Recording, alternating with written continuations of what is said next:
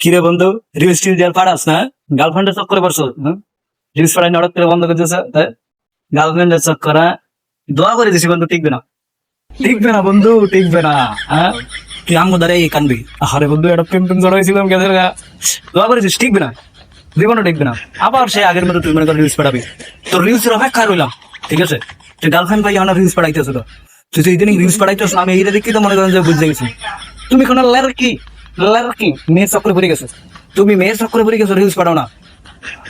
দোয়া করে দিস, টিকবে না। যত চেষ্টা করো, যতভাবে শোনা বাবু বুঝাও, গিফট দাও, এই করো সেই করো, তুমি তার নিজে এখন যে স্বপ্ন দেখতে আছো, বিয়ে শাদী করবা, বাচ্চা কাচ্চা সংসার করবা, সুখী সংসার। হ্যাঁ, সুখী সংসার। হ্যাঁ, একটা বাচ্চাই যথেষ্ট, ঠিক আছে? দুইটা হইলে ভালো হয়। এসব টিকবে না ভাইয়া, তুমি যাই বলো যাই করো, কোনোভাবে টিকবে না। দোয়া করে দিছি, ঠিক আছে? আবার তুমি আগের মতো রিলস পাঠাবে, আমরা সেই অপেক্ষায় রইলাম বন্ধুরে। গার্লফ্রেন্ডটা ফাইয়ে ভুললে গেলে আর ফাটাইছ না রিলস, না? চক্কর, মায়ের চক্করে বসছো। যখন মনে কর স্যারে খাইয়ে আইয়ে কানবি না, কানবি না তখন, তখন তোর বুঝো মনে, তোর রিলসের অপেক্ষায় বই আছি আমরা।